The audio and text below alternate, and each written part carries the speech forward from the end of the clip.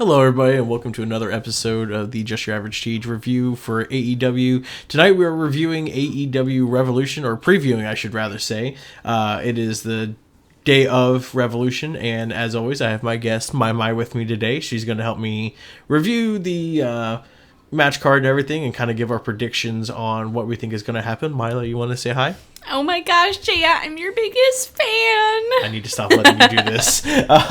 So anyway, we've got Revolution tonight. We've been looking forward to. I think it's going to be a fairly stacked card tonight. But I mean, and then again, everything they do is usually pretty stacked. So let's start with the pre-show match where they have Riho and Thunder Rosa versus Britt Baker and Rebel, or Reba, whichever one you want to call her. Mila, I know how much you love Riho. You're going to be ecstatic to see her again. It is a pre-show match, so we'll probably have to start watching around 6 or 6:30. Well, and didn't Thunder Rosa win she won against Riho. So I feel like I wouldn't say it's going to be a squash match, but I could definitely see like Riho and Thunder Rosa just completely demolishing Britt and Reba. You know, it's always confusing because I always picture that they're going to push Britt Baker to be this, massive star. And maybe maybe she just needs a little bit more seasoning. But I guess when you got, established people like Thunder Rosa and Riho already. But I'm with you. I think Riho and Thunder Rosa win. I think it's going to be a good match. I think you're going to see Rebel, Reba, whichever one she is, put in a lot of work. Isn't Britt still recovering from an injury, or? She had that injury last year, and then I think it even led into, it was late last year. And so maybe she's just kind of working her way slowly back. Mm-hmm. So we'll see there. And, Riho's back, so they're trying to, I feel like they're really trying to push her a lot, which is good. I like that. So we have the Casino Tag Team Royale, which is just a bunch of tag teams in there at once. No, you don't hear TJ Googling who's in the match. No. Well, there's so many teams in there. I know there's a lot of Dark Order in this one. Okay.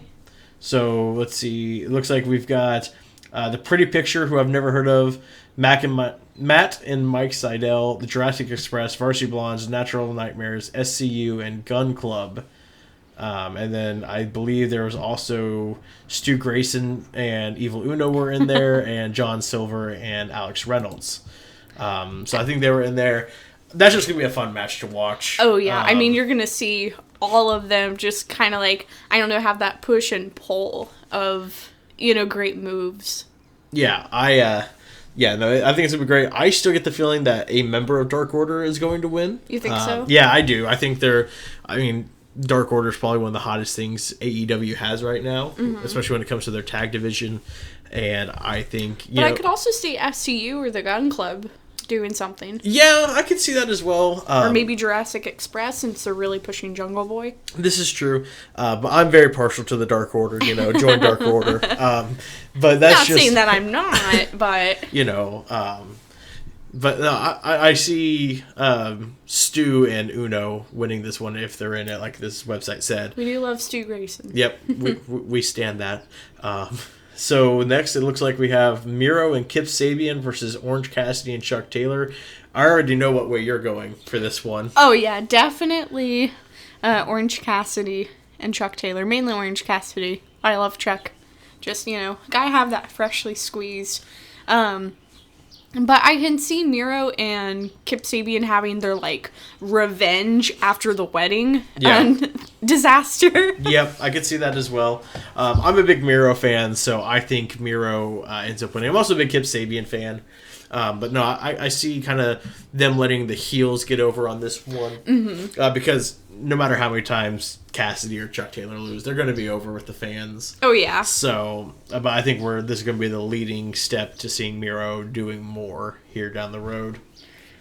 Now, this next one I'm really excited for. Yeah, the next one, the logical part of me says this is already predetermined.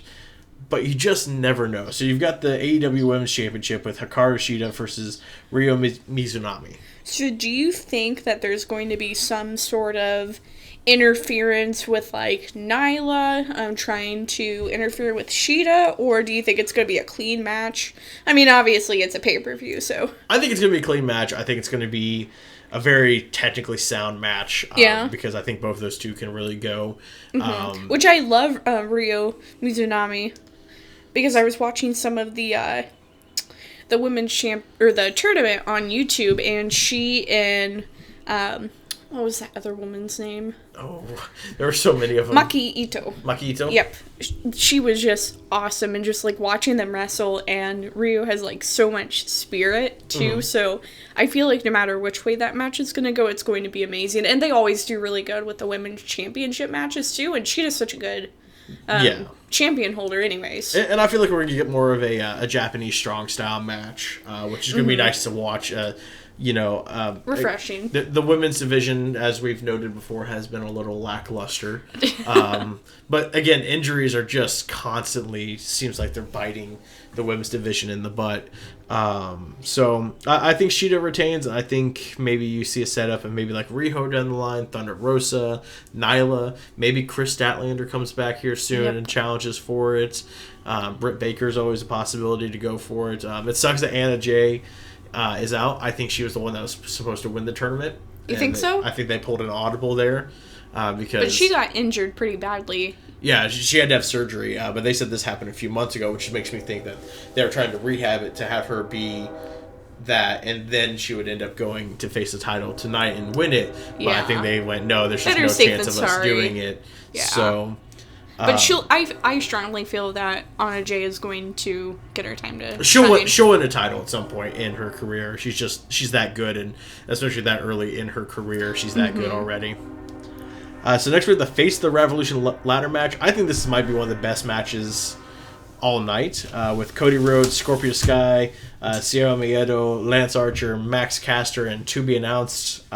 Okay, so the TBA is the big person that they're going to sign, right? I think so. I'm not for sure. I think it's just someone that was just going to be thrown in. I think there's going to be like a big, hey, this person just signed, but I don't think it's the one that Paul. Like the wild card. I don't think it's Paul, the one that he was going to announce.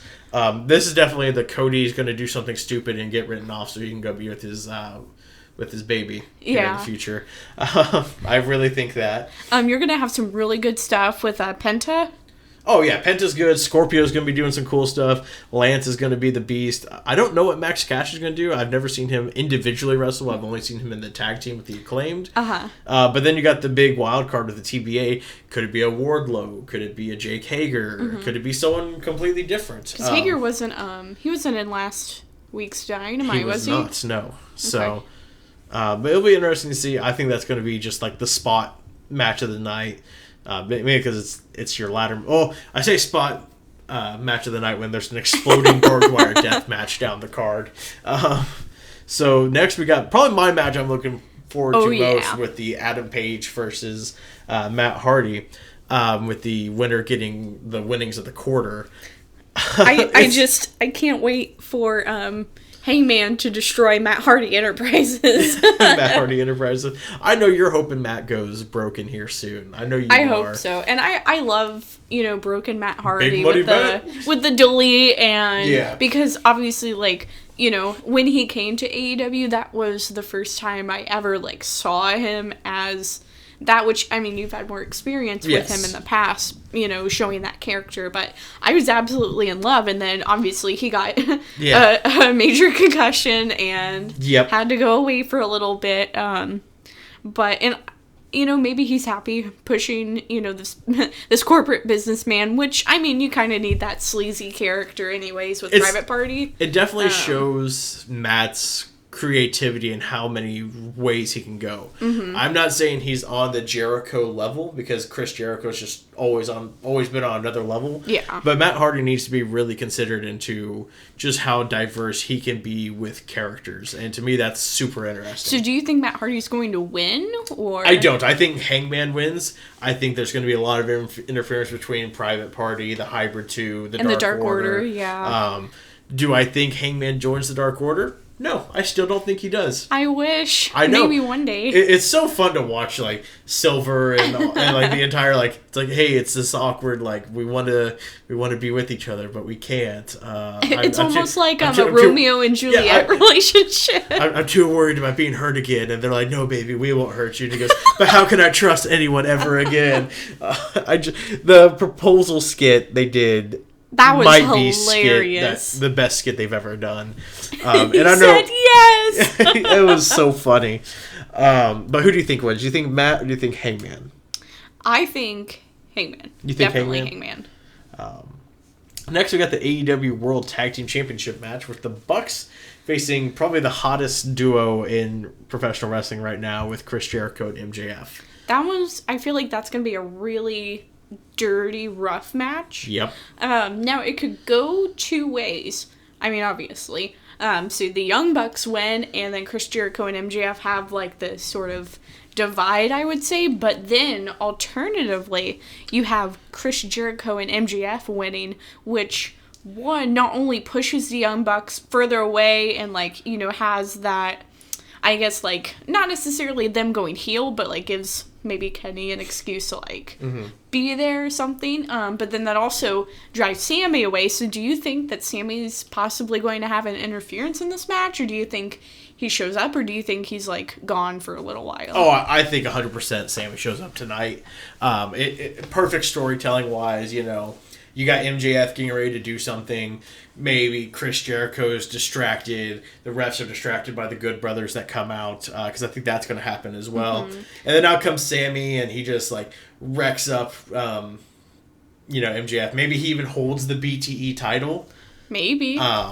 Or, something with the diamond ring. Yeah, something, But I think there's going to be interference. I think Sammy Guevara will totally interfere in the match. I think the Good Brothers will totally interfere with the match. I think Santana and Ortiz you're going to see a faction warfare go on tonight. And it's going to be interesting, though. I'm here for it, Because they kind of built, is it the Good Brothers where, they have, I guess, this, like, camaraderie with the Young Bucks, and they don't, like, support them, but they do, and the Young Bucks are just, like, okay, they're like, we'll take you. Yeah, they're, like, kind of unsure. I think it's going to be really interesting, and whoever comes out of this is still going to have a giant target on their back. Oh, absolutely. I think that's going to be probably the most storytelling match of the night, in my opinion. Between that and the Hangman match, I think those are going to be the best storytelling matches. But the next one's going to be interesting because it's someone you've never seen before. You've never seen Sting wrestle before. I have never seen Sting wrestle. So we got Sting and Darby Allin going up Still very new. Brian Cage and Ricky Starks. I don't know who's going to win this one. I think Darby Allin is going to get his shit rocked tonight. Like, it's not even going to be funny how badly he's going to get beat up. I mean, size-wise, I think Brian Cage can take on Darby and Sting at the same time. And Ricky Starks is still pretty built, but he's short stack kind of built. But I like the idea that you were telling me earlier where, like, that stipulation. Okay. Yeah, so a little backstory. I was listening to AEW Unrestricted, and maybe I'm looking too far into this, but Tony Khan said something about how if Darby Allin can't defend his title by any means, he might be stripped of it. And he wouldn't have said that without a reason, let's be honest. And to me, I feel like that means Team Taz might kidnap Darby Allin by the end of this, and then Street fight goes bad. Yeah, Street fight goes bad. Team Taz kidnaps Darby Allin, and then you can continue that story with Darby and Sting versus Team Taz. But then you got Team Taz, the winner of the ladder match gets to have a TNT title shot. So you could get like say Scorpio Sky or Penta or Lance Archer go up against like a Brian Cage or even Ricky Starks. I feel like would be great with that title. So that'd be an interesting duo. Maybe even a powerhouse Will Hobbs going up against for the title. Yeah. I still really like Darby as the AEW champion. Yeah. Or the TNT champion, sorry.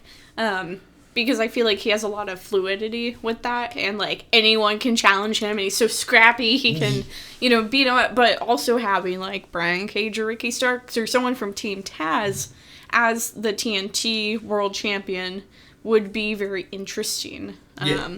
Because it's like, they would turn to be the face of, TNT's Dynamite.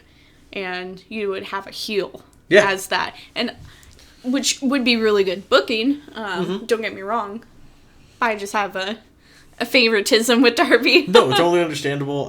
I think Bryan and Ricky win this. Yeah. But I think Sting and Darby look incredibly good throughout the match. You think they're going to turn into, like, a tag team? Or no, I think this is more of the... I think Sting's too old for that. I think Sting might be a little too old for that. I think this is more the mentor-mentee role that they've been trying to establish with Sting and Darby Allin. Which, I mean, it's a perfect fit, too, you think, Sting's personality and Darby's. Well, and it's just like Darby reminds me so much of like a WCW Sting, which, hardcore fans will know this for a long time.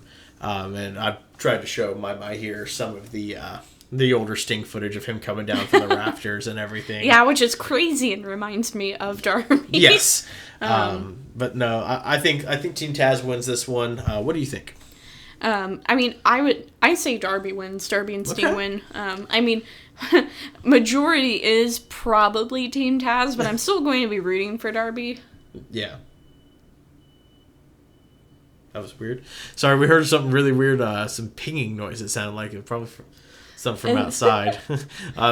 Don't forget to cut that out. Oh, God, look. Peanut had her tongue out. Sorry. We're getting distracted here by our cat. So let's move on to the final match here. We had the AEW Championship and an exploding barbed wire death match with Kenny Omega versus Jon Moxley. It's going to be one of the most brutal matches AEW has had so far. And probably will have for the future. Like, I think this is going to be Full Gear 20, I think it was 19. Do you think this is going to be, like, one of John's last few matches? Because isn't he having... Yeah, baby as well? Renee and John are having a baby here soon. Again, this is we're going to write you off so you can be with your family and then you can come back later. That's totally what I feel like this one is. Or maybe he goes to New Japan and defends the United States title over there for a while. Maybe he gets the World Championship back. Maybe. Or the AEW Championship. And then you can kind of do the Kenny, I never lost in an actual good fight, blah, blah, blah, blah, blah. Yeah, there's definitely going to be some sort of interference. Do you think that there's going to be any storytelling with Kenny and the Young Bucks or maybe Hangman, or do you think it's going to be a purely like focus on Kenny versus John? Ooh, that's a tough one. I could see them doing more storytelling with Kenny and the Bucks. Maybe even, say Mox is kind of a lone wolf, so I don't really see Mox coming out with somebody. But maybe like Hangman comes for the save or something. But I think more storytelling with the Good Brothers and the Bucks would be good for them. I guess my question is also, who do you think's going to get seriously injured? Kenny, John, or both? The answer is yes. They're both going to be terribly hurt in this match, and I hope everyone just stays safe on that. I'm sure they have some sort of restriction. With an exploding barbed wire death match. So that will be interesting to watch. Again, this pay-per-view, another solid pay-per-view, which is something that AEW does very solidly, is instead of having monthly pay-per-views, they have these quarterly pay-per-views. Because then you have like the really big build-up. Because I still think Dynamite is really, or at least, 9 times out of 10, Dynamite's really solid. Yeah. And so you get that experience throughout the week while building up to, the quarterly pay-per-view. Yeah. And, and I feel like the quarterly pay-per-view, it means like the matches mean a little more, like you don't have... You're like, this is this month's pay-per-view, what's gonna happen? It's like I saw this match two pay-per-views ago, like I'm looking through here, we've seen Kenny Omega versus Jon Moxley, but they're changing up with an exploding barbed wire death match. Sting and Darby Allin and Brian Cage, Ricky Starks, we've kind of seen them intermingle on Dynamite, but we haven't seen them in a street fight. The Bucks and Chris Jericho and MJF, we've kind of seen them individually or in different formats. But nothing together. But nothing for the tag title. Adam Page versus Matt Hardy, that's... something and you have the stakes high. A ladder match is great. The women's championship we haven't seen, and Mizunami I don't think has been seen on American TV, and I don't think ever. You have great storytelling with the Miro and Cassidy and Taylor, the Casino Tag Team Battle Royale. You continue the Thunder Rosa and Britt Baker, but then you add in a Riho and Rebel, and you keep it fresh is the best way to put it. So lastly, so who do you think is going to be the big surprise signing that they're going to have? Like, I mean, okay, give me who you would like it to be, and then who you actually think it will be. No spoilers, no nothing. Yeah, no, I've been saying off Twitter, so, which I cracked it. I looked at that one thing where they said it was, they said potentially it was John Cena, and I lost my mind there for a second. But then I clicked on it, and it just had, like, no one there on the ramp. Oh. I was like, oh, okay, you guys, you got me, you know. But, let's see, because... You know, Paul Wright said it was supposed to be a Hall of Fame worthy signing. So they're not in the Hall of Fame, they're just worthy of being in the Hall of Fame? I think so, and there's someone close to him. I'm going to say it's either Kurt Angle or Christian Cage. Yeah? I think that... Why do you think those specifically? Well, because, you know, Kurt, I'm not sure if he's in the Hall of Fame or if he's close to it, but terrific wrestler, you know, terrific person all around. Christian Cage can still go. He was in the Royal Rumble recently for WWE. I think it's one of those, and I would still, and I know a lot of people are going to be against this because of what happened last summer. I still want Marty Scurll to show up at some point. I'm hoping he's kind of the to be announced in the face of the Revolution ladder match. Not Brock Lesnar. Not Brock Lesnar. No. If they get Brock Lesnar, I don't know what I'll do. I'll eat an onion raw on camera. Okay? Okay, I will hold you to that. I know you will. And I hate onions raw. But if they get a Brock Lesnar like that, then yeah, I will eat an onion raw on camera. No, I think it's either Kurt Angle or Christian. Okay. Now, who would you want? Out of those two? Like, I mean, if it could be anyone, who would you want AEW to sign as, like, a big... thing. A big thing that they've been talking about like that. Like regardless of contract. I would love to see Selena Vega. Really? Yes. Because I feel like she can add that other chip onto the women's division. Okay. I felt like she was critically underused in WWE. And I'm hoping if we get Selena Vega in AEW, we can eventually get my homeboy Aleister Black into AEW because they're married and everything. That would be really nice. And, you know, Selena Vega's no compete clause just ended earlier this week. Oh, really? So how long, or how much longer does she have? She can compete now. Oh, really? Conveniently, right when this pay-per-view starting. So that will be interesting to see. I would love, like, I'm always a big proponent of women's wrestling, and I know I'm going to sound like a white knight on that. But women's wrestling is just, they do more with storytelling. Yeah, sometimes it can be sloppy and clunky, but so can the men's matches. You can't sit here and tell me that. But I think adding someone like Selena Vega, you know, she's probably not a main event talent like a Sheeta or a Nyla or an Abaddon or, you know. Yeah. But she can be someone that you can realistically see challenging for the title. Or maybe with the fan support, she does shoot straight up into the main event. She was mainly a manager in WWE, but she can wrestle. She's a good wrestler, you know. Mm-hmm. So it'll be interesting to see. Maybe that's what happens. But again, she's not Hall of Fame worthy. So yeah. So nice to think about it, though. No, absolutely. Is there anyone that you wish there would be? Brock Lesnar. Oh God. I mean, because that's really the only Hall of Famer worthy person I know. That's true. Like, there's Rob Van Dam as well. That'd be kind of cool to see. Rob Zombie? Yes. You know, RVD would be cool. The whole effing show. I'm trying to think of other people that would be. Maybe, I doubt it's like a Ric Flair or a Stone Cold Steve Austin, a Rock. Those guys are WWE lifers. I know Ric Flair's kind of done whatever he wants to do, but I think that's what it is. Either way, I'm excited for this pay-per-view. I know we've been excited for a long time for it, and I think it's just going to be another solid show. Yep. So, all right, well, thank you guys for listening. Don't be afraid to go follow Mila on Twitter at MyChuPichu. And don't forget, Jay, that's where it's at. Oh,